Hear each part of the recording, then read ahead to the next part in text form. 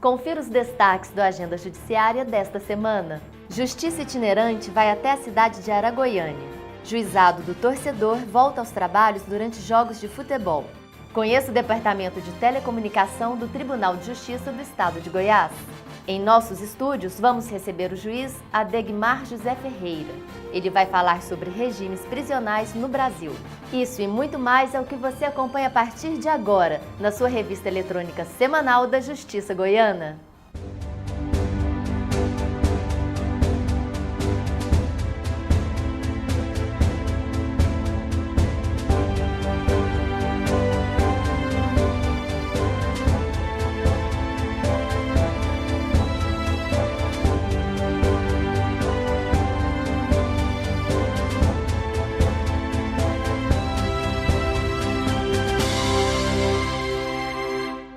O município de Aragoiânia recebe a equipe do programa Justiça Itinerante. A Prefeitura da cidade de Aragoiânia cedeu espaço para a doutora Rita de Cássia Rocha. Ela, que é juíza da comarca, que tem um fórum localizado em Guapó, lidera o programa Justiça Itinerante. Mensalmente, a magistrada dedica um dia de trabalho para ir até os distritos judiciários para fazer o atendimento à população local. Isso ameniza um pouco a distância do juiz com o jurisdicionado. Porque a pessoa fala assim, nossa, mas a doutora está na minha cidade. Hoje ela veio até a mim, e não a pessoa teve que ir ao judiciário. É como se o judiciário estivesse batendo na porta da pessoa. Eu estou aqui, você está precisando de alguma coisa? Então, essa é a importância um pouco social dessa justiça itinerante. Vai resolver o problema? Não, não vai resolver o problema. Seria bom que cada cidade tivesse o seu magistrado. Mas isso é uma utopia. E enquanto essa utopia não se tornar realidade, enquanto a gente puder fazer algumas ações que possam minimizar essa distância, minimizar essa carência, da minha parte, eu vou fazer. Muitos moradores de Aragoiânia não têm condições de se deslocar até o fórum da comarca. Com o programa Justiça Itinerante, eles têm a possibilidade de receber e ter a sua pendência jurídica resolvida na própria cidade. Vejo isso como um ponto positivo, né? E parabenizar por estar ajudando a população, né? Que nem sempre as pessoas têm condições financeiras de pagar um advogado, né? E isso contribui para a população resolver o problema, né? Porque é uma ajuda assim, social mesmo, né? E a Aragoiânia só tem a agradecer, né, esse trabalho de vocês. A cada visita são cerca de 25 a 30 atendimentos agendados. E como a cidade não conta com defensoria pública, um advogado da Ativo fica à disposição do cidadão. A pessoa, às vezes, ela tem um determinado assunto que ela quer apenas tirar uma dúvida. Aí ela vem, a secretária encaminha até aqui a nossa sala, a gente orienta da melhor maneira possível dentro da legalidade. Às vezes, dependendo do assunto, tem necessidade de ingressar com um processo na justiça.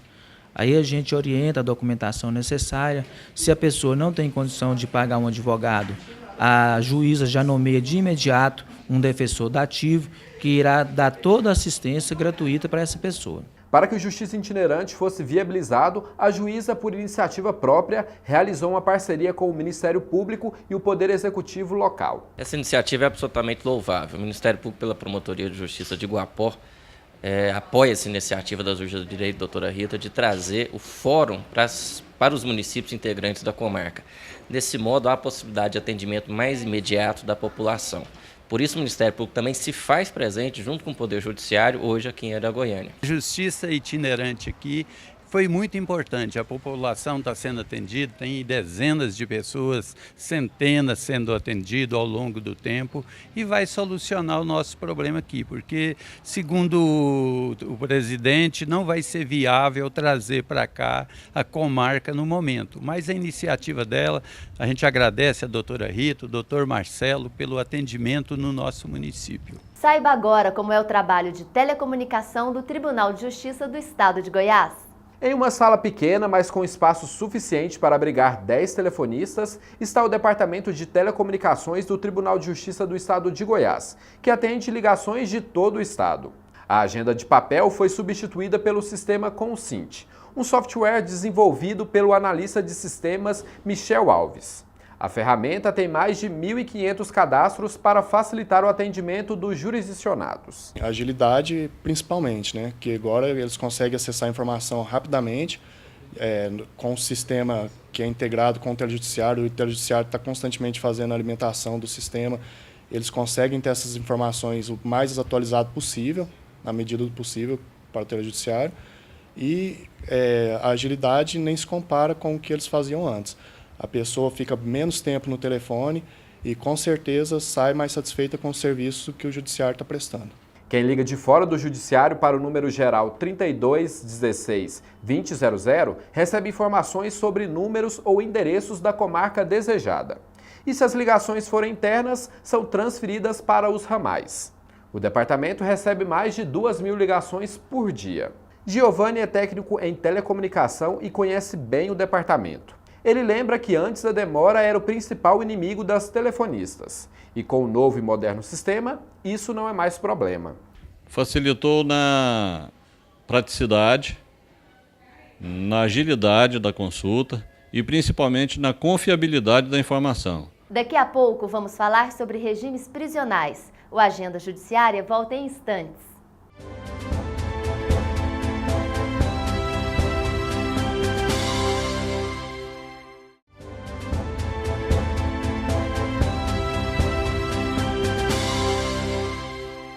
Acompanhe agora o quadro Justiça em Foco com Giovanni Gomes. Justiça em Foco de hoje vai falar sobre regimes prisionais e para isso a gente recebe o juiz da 10ª Vara Criminal, doutor Adegmar José Ferreira, que vai bater um papo aqui com a gente. Doutor, obrigado pela participação do senhor. E eu queria começar perguntando para o senhor quais são os regimes prisionais vigentes hoje no Brasil. Bom, hoje no Brasil, a Lei 7.210, que é de 1984, ela estabelece 3 regimes básicos. O regime fechado, para os crimes graves e gravíssimos, considerados graves e gravíssimos. O regime semiaberto, e o regime aberto. Então, esses são os 3 regimes hoje previstos no sistema brasileiro. Esses regimes surgiram a partir da Lei 7.210, que entrou em vigor em 1984 com a mini-reforma do sistema penal brasileiro. É a chamada reforma Francisco de Assis Toledo. E quais são as penas aplicadas para esses regimes? Bom, as penas é o seguinte, as penas reclusivas, penas de reclusão e pena de detenção, todas elas, uma vez ultrapassado 8 anos no seu somatório, o regime é inicialmente fechado. Isso que a Lei 7.210 estabelece. Também, tanto detenção como reclusão, de 4 anos e 1 dia até 8 anos, regime semiaberto. E para as demais, inclusive as contravenções, regime aberto. De sorte que, uma vez o cidadão praticando o delito, sendo ele primário e portador de bons antecedentes, o juiz pode, ao fazer a dosimetria da pena e ao estabelecer o regime, o juiz, então, a partir desses fatores numéricos, de 15 dias a 4 anos, para esses delitos menos graves, o regime é aberto. De 4 anos e 1 dia a 8 anos, o regime é semi-aberto. E de 8 anos e 1 dia para frente, o regime é inicialmente fechado. E nesse caso, poderia se aplicar também uma pena alternativa? Isso. As alternativas, normalmente, quando a pena dosada abaixo de 4 anos, também sendo primário tendo bons antecedentes, o juiz pode substituir esse sistema, semi-aberto, por penas restritivas de direito. Dentre as penas restritivas de direito, nós temos aí a figura da pena alternativa. Certo? Nós temos, então, na restrição de direito, o juiz pode determinar ao sentenciado, certo? Que é reeducando, pela expressão utilizada pela lei, que ele preste serviço à comunidade. Normalmente, esse serviço prestado à comunidade, ele é realizado em finais de semana, certo? Sábado, domingo ou feriados, de forma a não prejudicar a atividade laboral do sentenciado e reeducando para auxiliar a sua família e manter a sua família a si próprio. Agora, qual seria a outra pena alternativa? Então, uma é essa. Então, quanto à prestação de serviço à comunidade, como eu acabei de mencionar. A outra seria uma pena pecuniária. Normalmente os juízes fixam um salário mínimo, 2 salários mínimos, destinado a instituições, certo? De caridade, alguma instituição social, algum hospital, alguma creche, alguma instituição que presta assistência social. Nesse caso, a gente poderia dizer que é um pagamento por fiança? Não. Fiança é outra coisa totalmente diferente. Primeiro que fiança não é pena. Fiança é uma faculdade que o legislador coloca à disposição do juiz se o preso, durante a marcha do processo, quando o processo estiver em trâmite, né, em sendo o delito afiançável, considerando as condições pessoais do acusado, né, e a natureza do delito, o juiz então pode ou não, né, arbitrar essa fiança. Se os requisitos estiverem presentes, o juiz arbitra a fiança. Agora, em que consiste a fiança? A fiança, como o nome está a dizer, é um depósito que se faz em juízo, né, arbitrado pelo juiz, o juiz estabelece o valor e a pessoa, então, ao depositar essa quantia, ela assina um termo de compromisso perante o juiz, atendendo a 8 condições básicas, além do depósito da fiança, não voltar a delinquir, não frequentar determinados lugares indecorosos, tipo bares, casas de jogos, etc. Não mudar de endereço sem comunicar ao juiz, certo? Não viajar por mais de 30 dias sem ordem judicial, certo? Então, no total, são 8 condições que o juiz coloca para o afiançado. Uma delas é o pagamento da fiança e a outra são essas demais condições. Uma vez aceito essas condições, ele assina um termo de compromisso e o juiz o coloca em liberdade imediatamente. Então, ele vai estar respondendo o processo em liberdade sob fiança. Aí poderia perguntar, mas qual o objetivo dessa fiança propriamente dita? Primeiro, ela funciona como uma contracautela. Quando a prisão preventiva, prisão em flagrante é uma cautela, uma medida cautelar, a contracautela é um depósito que se faz e a pessoa terá que assinar aquele termo de compromisso e cumprir aquelas condições estabelecidas. Certo? Uma vez quebrada uma dessas condições, o juiz pode não só revogar o benefício, mandar recolher a pessoa afiançada, mandar prendê-los, pedir um mandado de prisão contra ele e, além do mais, decretar a perda da fiança, total ou parcial. Normalmente, no primeiro momento, quando há essa primeira infringência, o juiz normalmente quebra a fiança em 50% e manda recolher. Se ele volta novamente a se beneficiar da fiança, né, e ele volta novamente a reincidir no descumprimento, aí pode haver a perda total da fiança, o juiz, aquele valor é perdido definitivamente a favor do Estado. Doutor, esse modelo hoje aplicado no Brasil, ele é o melhor para o brasileiro ou o senhor acredita que leis como a do Canadá, que é referência mundial, seria melhor aplicado aqui no Brasil? Eu entendo que para as características do Brasil, considerando as nossas estruturas, né, dimensão territorial, é um modelo considerado muito bom para o Brasil. Embora, com inúmeras críticas, né, que muitas vezes são feitas, porque a sociedade, de um modo geral, ela não compreende isso, né? Ela não sabe que a fiança não é pena, que a fiança é uma forma de garantia que o acusado vai permanecer comparecendo a todos os atos do processo até a sentença final, né? Então, a população, de um modo geral, ela não tem essa percepção. Então, ela acha que uma vez posto em liberdade, mediante fiança, aquilo ali representa, né, uma situação de impunidade, porque a sociedade, normalmente, ela consegue entender a punição através da prisão, né? Só enxerga como punível aquela pessoa que é presa de um modo geral, o que é um equívoco, né? Um equívoco. E os países avançados, dentre eles está o Canadá, que você se referiu, né? A maioria deles evita o máximo possível levar alguém ao cárcere, porque nós sabemos que historicamente o cárcere ele nunca ressocializou, né, as pessoas, principalmente no Brasil, dentro das estruturas que nós temos, as estruturas carcerárias que nós temos no Brasil. Mas aí já seria uma questão cultural, né, doutor? Sim. Quero agradecer a participação do senhor hoje aqui no Justiça em Foco. Justiça em Foco que fica por aqui, que hoje recebeu o doutor Adegmar José Ferreira, juiz da 10ª Vara Criminal. Até a próxima. Daqui a pouco você vai ver que a equipe do Juizado do Torcedor volta a atuar em jogos. O Agenda Judiciária volta em instantes.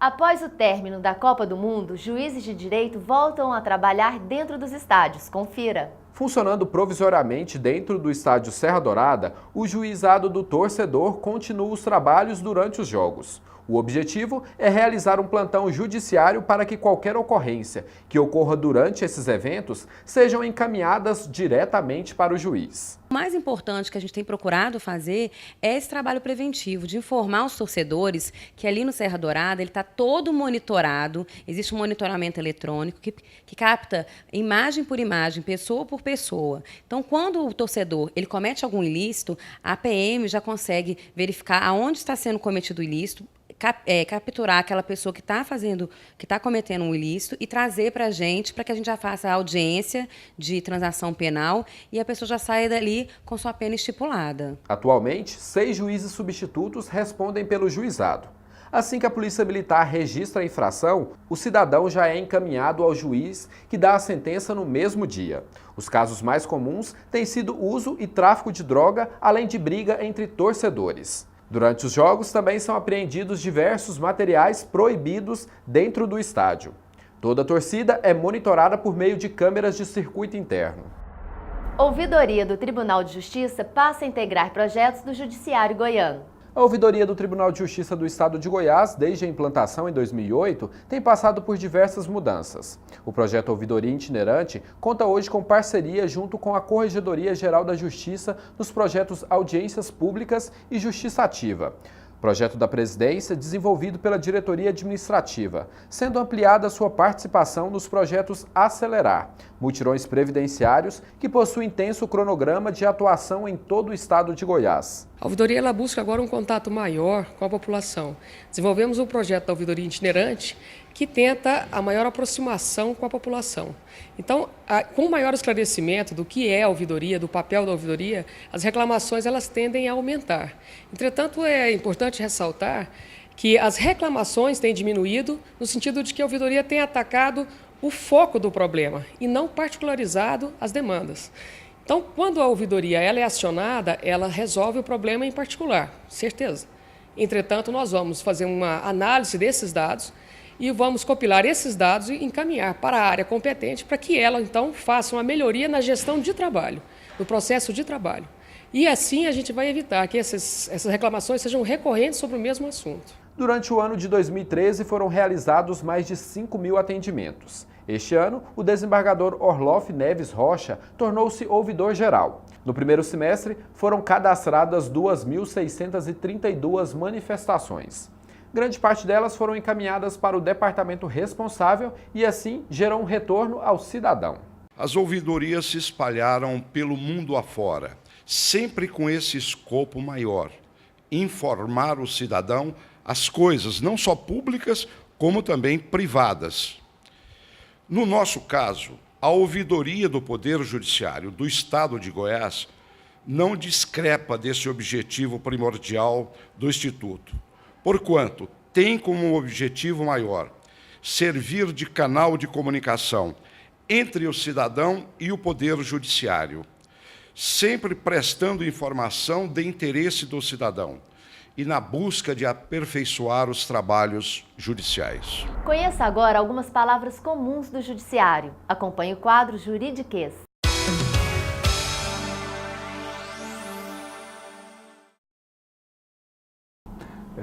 Aquele chamamento ao réu para que ele venha em juízo para se defender daquilo que ele está sendo acusado ou daquilo que ele está sendo cobrado ou até mesmo requerido contra ele. É um recurso utilizado pelas partes para que recorra de uma decisão interlocutória de um julgador e interposta imediatamente a uma instância imediatamente superior para que venha decidir. E a forma com que é colocado, feito esse recurso, são através de alguns instrumentos retirado do processo principal e levado ao conhecimento do julgador da instância imediatamente superior, que geralmente é um colegiado. É um recurso interposto de uma decisão de um membro do colegiado. Quando um recurso é colocado para um colegiado, um dos seus integrantes, geralmente é o relator, venha a julgar monocraticamente esse recurso. Então, é interposto o agravo regimental para que esse recurso seja colocado para que os demais membros da turma, os demais membros do colegiado venham a tomar conhecimento desse recurso e manifestar, dando uma decisão. Companhia de Energia Elétrica terá de indenizar noivos por falta de energia no casamento. Com voto da desembargadora Elizabeth Maria da Silva, a 4ª Câmara Civil do Tribunal de Justiça do Estado de Goiás negou provimento ao agravo regimental interposto por uma companhia de energia elétrica e manteve sentença da comarca de Nazário, que a condenou ao pagamento de indenização por danos materiais e morais pelo não fornecimento de energia durante a celebração do casamento de um casal. Feto morto em acidente de trânsito não tem direito a DPVAT. Um casal que perdeu o filho em acidente de trânsito não tem direito a receber o seguro DPVAT pelo falecimento do bebê. Para o Tribunal de Justiça do Estado de Goiás, o feto não tem personalidade civil para garantir tal direito patrimonial, estando condicionado ao nascimento com vida. A decisão é da 6ª Câmara Civil, que seguiu à unanimidade voto do relator do processo, o desembargador Jeová Sardinha de Moraes. Tribunal de Justiça de Goiás revoga a prisão de avô que não pagou pensão aos netos. Em decisão monocrática, desembargadora Sandra Regina Teodoro Reis revogou o decreto de prisão de um avô que não pagou a pensão alimentícia aos netos. Ele deveria passar 60 dias na cadeia por não ter cumprido a obrigação alimentar, nem apresentado justificativa.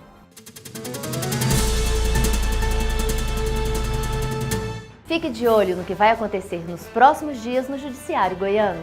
De 28 a 29 de julho, o mutirão previdenciário vai até a comarca de Formoso. De 30 a 31 de julho, será realizado o mutirão previdenciário em Minasul. De 18 a 20 de agosto, será realizado o primeiro ciclo de estudos sobre repercussão geral e recursos repetitivos do Tribunal de Justiça do Estado de Goiás. O evento vai acontecer no auditório da Asmego. Vamos homenagear agora desembargadores e juízes do Tribunal de Justiça do Estado de Goiás que fazem aniversário na próxima semana. Amélia Neto Martins de Araújo, 27 de julho, desembargadora. Felipe Vaz de Queiroz, 29 de julho, comarca de Goiânia. Joseli Luiz Silva, 29 de julho, comarca de Goiânia. Clauber Costa Abreu, 30 de julho, comarca de Goiânia. Éder Jorge, 31 de julho, comarca de Trindade. Chega ao fim mais uma edição do Agenda Judiciária. Obrigada por sua companhia e tenha uma ótima semana. A gente se vê no próximo programa.